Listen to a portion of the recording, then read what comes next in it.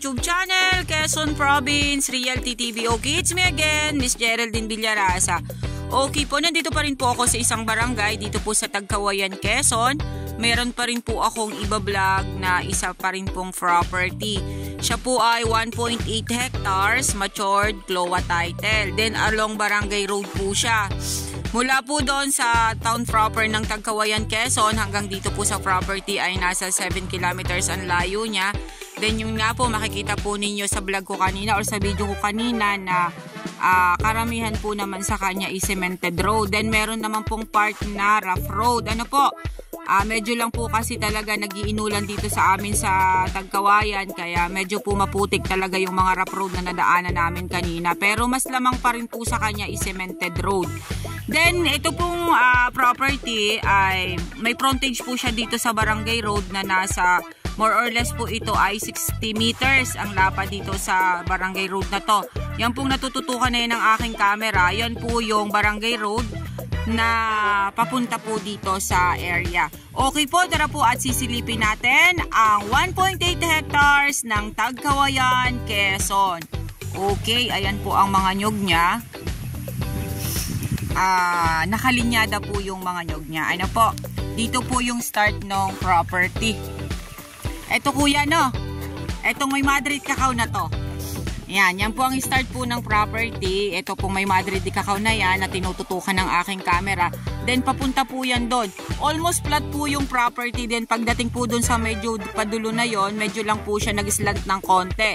Then may may konting pitak po ng tubigan na nakuha po dito sa kabilang side. Ayan, ang mga nyug po niya ay dito sa side na to, medyo po layugan po siya pero marami pa rin po siya kung mamunga. Okay, kuya, samahan mo ako. Ay ko.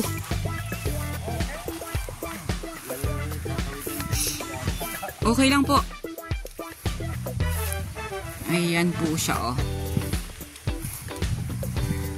Yung about naman po sa electricity, ayan, meron po tayo ditong source ng electricity. May kable na po dito sa property mismo. Then, ayan, meron po ditong hardwood na mahogany.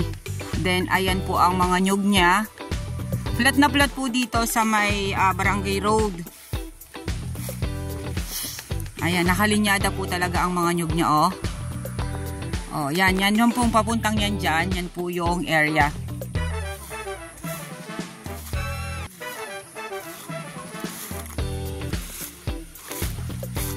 Okay.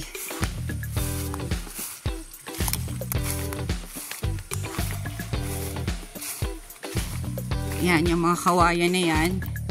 Yan po yung boundaries nila dyan sa kabilang side na yan. Sabi po nung anak ni nanay, siya po ay may bakod talaga. Ano po?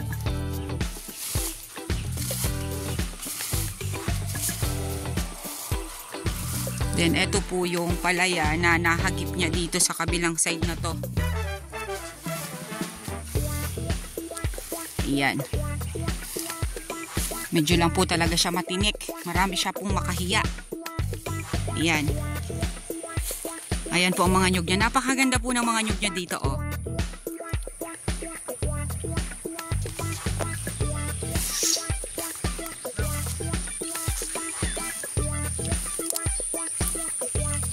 Okay, ito pong side na to, ayan.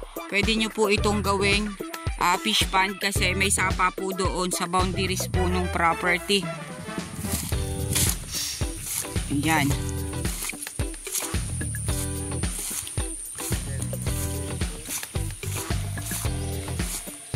Ayan po ang area.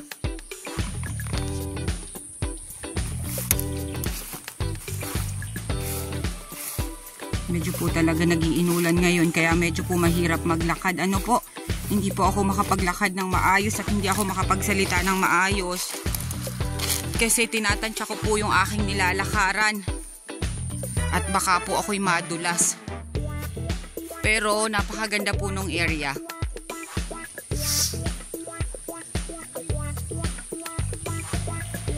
Yun nga lang po, sabi ko po sa inyo, pagka po along Barangay Road ang isang property ay medyo po talaga siya may presyo na. Kasi pagbaba nyo po ng sasakyan, ayun na po ang area. Medyo po talaga yan ay may presyo, lalo na po at ganitong may mga tanim po na nyog. Ayan, kitang-kita naman po natin, nakalinyada po talaga hanggang doon sa dulong yun. Ayan. Hindi po dito lugi ang makakabili kasi may ma-harvest na po agad. Napakarami pa rin po niyang mamunga.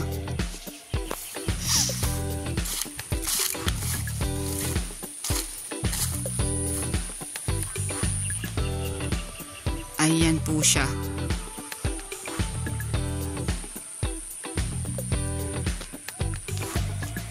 Nakalinyada ang nyug niya, no? Ang ganda, oh.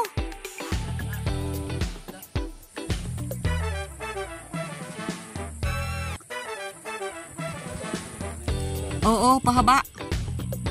Pahaba po yung sukat niya, papunta po dito sa palikod na to.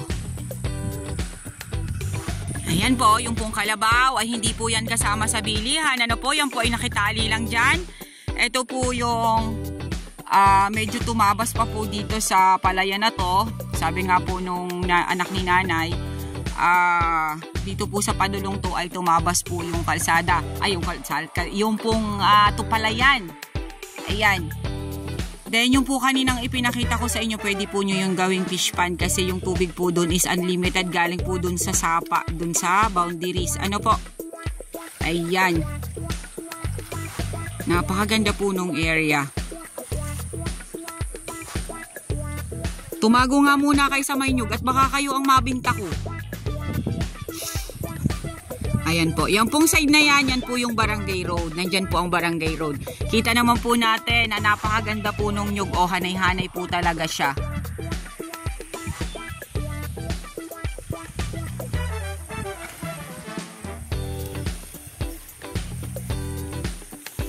Kalabaw, ako'y padaan ha. Huwag niyo akong susuwagin. Padaan ako. Shoo, shoo, shoo. Shoo.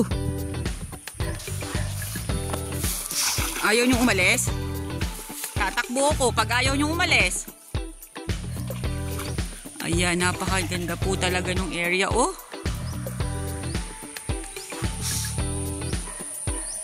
Doon pa po yan, sa dulong yun doon. Gumanon pa po siya. Okay po, nandito po tayo sa part ng sapa. Pumasok po pala sa property yung sapa. Ayan po yung running water na sapa. Pumasok po yan kasi tumusok nga po siya ng ganun dun sa Barangay Road.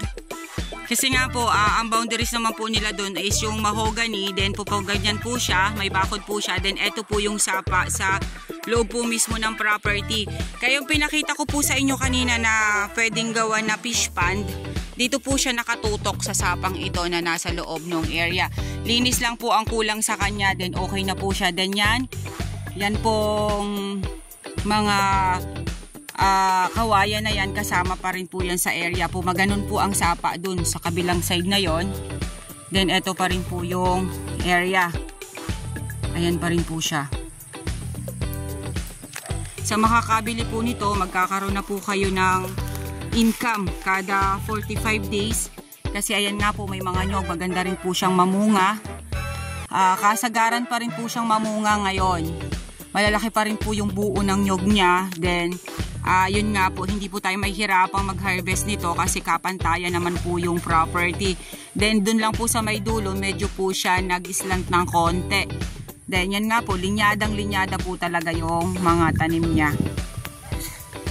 Okay po, pahabol po pala. Ito pong property na to ay malapit po ito sa ginagawang diversion road ng Tagkawayan, Quezon.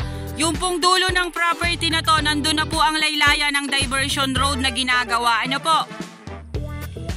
Okay guys, sabihin nyo na po ang property namin. Dito po ito sa Tagkawayan, Quezon. 1.8 hectares along Barangay Road.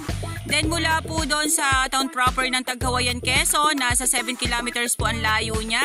Then rough and cemented road po ang kalsada papunta dito sa area.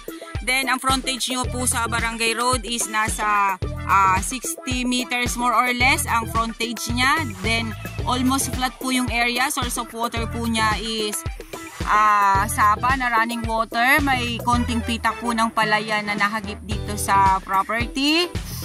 Then napakarami po niyang nyog. Okay po, once again po ako po ulit ang inyong site locator, si Miss Geraldine Villarasa.